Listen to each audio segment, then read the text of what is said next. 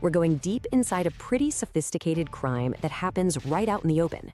It's called the threshold trap. And what we're about to do is basically a forensic investigation into how these rogue movers use the incredible stress of moving to pull off a heist of everything you own.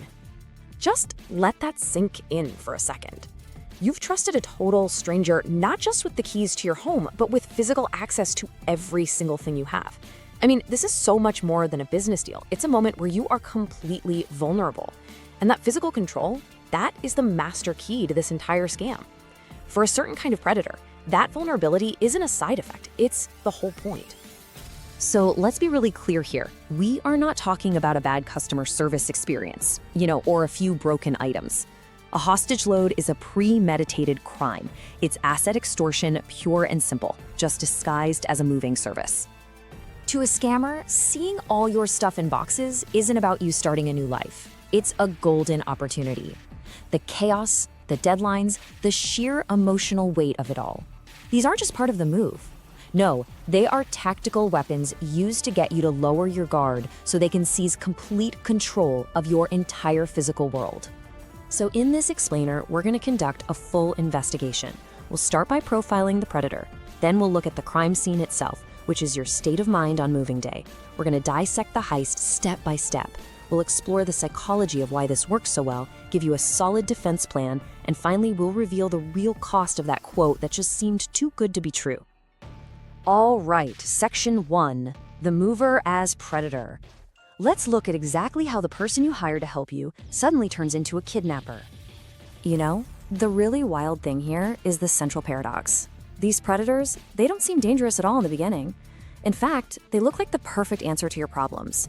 Their price is the lowest, they're super friendly on the phone, they promise everything will be easy.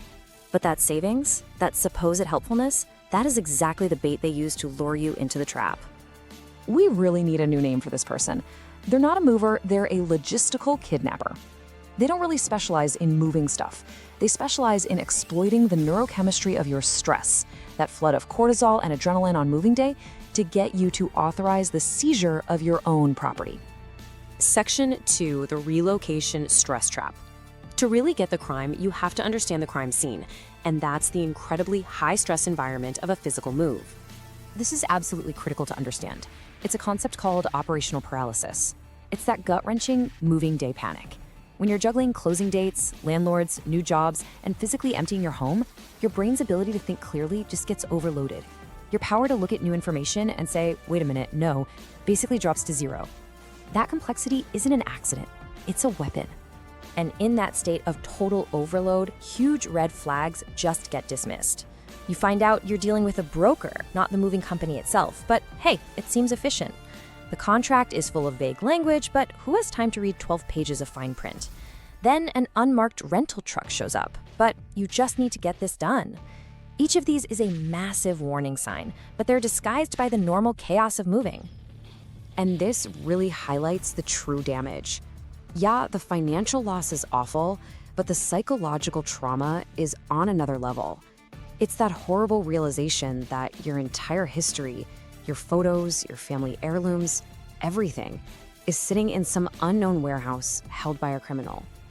Victims often say it feels like they've just been erased. Okay, Section 3, Anatomy of a Heist. Now we're going to break down the scammer's playbook, piece by piece, like the cold, calculated operation that it is. This heist always unfolds in 4 distinct phases, and each step is designed to give the scammer more leverage and you less, building one on top of the other until you reach the point of no return. Let's walk through each one. It always starts with the quote. The scammer puts these unbelievably low prices everywhere online. But this isn't about winning your business, it's about finding a target. See, they're not looking for a customer, they're filtering for a vulnerable deadline. That one non-negotiable date that you have to be out of your home. That deadline is their #1 weapon. Next up is the hook. The broker will absolutely refuse to do an in-person survey of your stuff. They'll insist on doing it over the phone or a quick video call.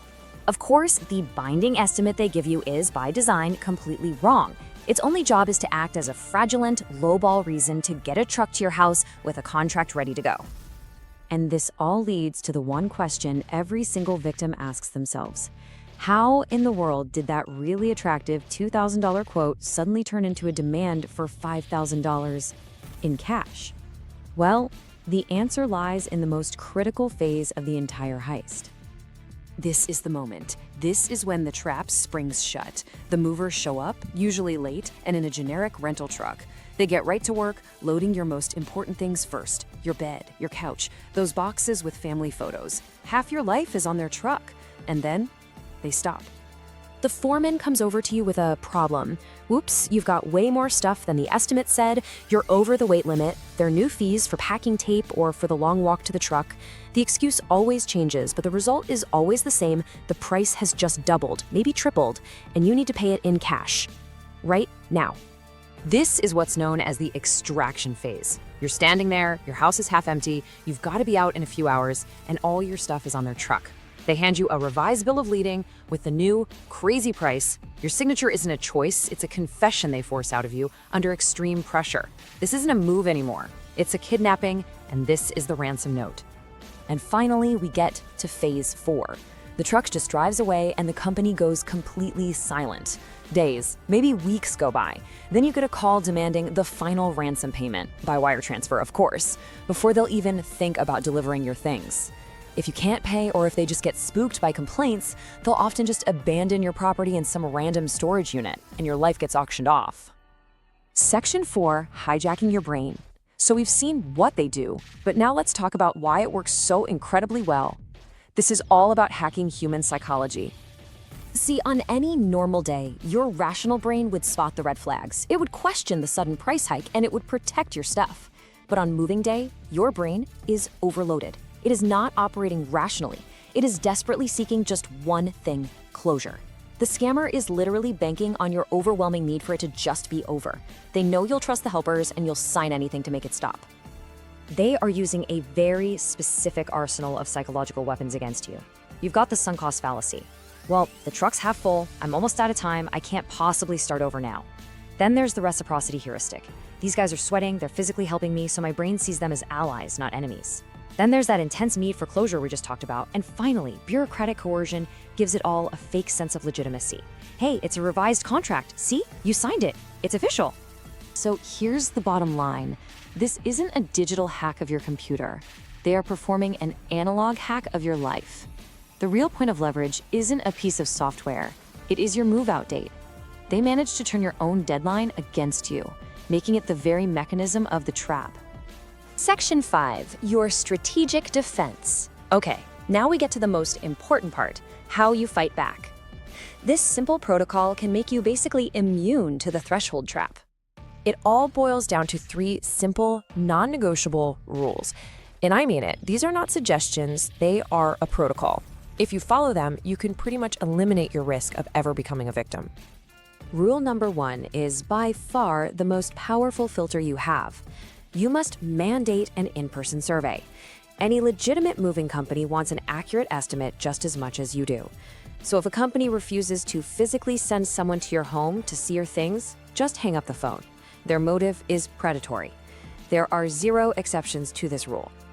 Rule number 2 is your federal shield. Every single interstate mover has to have a Department of Transportation or DOT number. Go to the Federal Motor Carrier Safety Administration's website. It's protectyourmove.gov and look up that number. Check their complaint history. And this is crucial, find out if they are a carrier, meaning they own their own trucks, or if they're just a broker who sells your move to whoever bids the lowest. Your risk goes through the roof with a broker. And rule number 3 creates a financial firewall for you.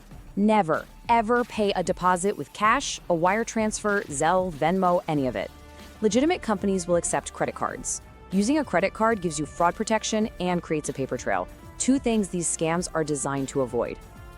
And finally, you need an exit script, just in case. If a mover tries to pull that loading day pivot on you, you need to be ready to say this, calmly but firmly. Memorize it. A scammer will get angry or just leave. A professional will work with you to figure out the problem. This script is how you take your power back. And that brings us to Section 6, the true price of cheap. So after all this, what's the one thing you absolutely must take away from our investigation? This right here, this is the central lesson. That lowball quote is not a discount, it is the down payment on a future ransom. The money you're saving is really just the price of admission for getting your life held hostage. The real price is always, always higher. And this captures the difference perfectly. A legitimate professional wants your repeat business. They want good reviews. A scammer wants one thing and one thing only: to get your entire life into a truck so they can sell it back to you. So, let this be your mantra. Just repeat it to yourself while you're looking for movers. I get an in-person quote. I check the DOT history. And I will never, ever pay for a hostage load. Your homework up front is the only lock that actually works against the threshold trap. Stay safe out there.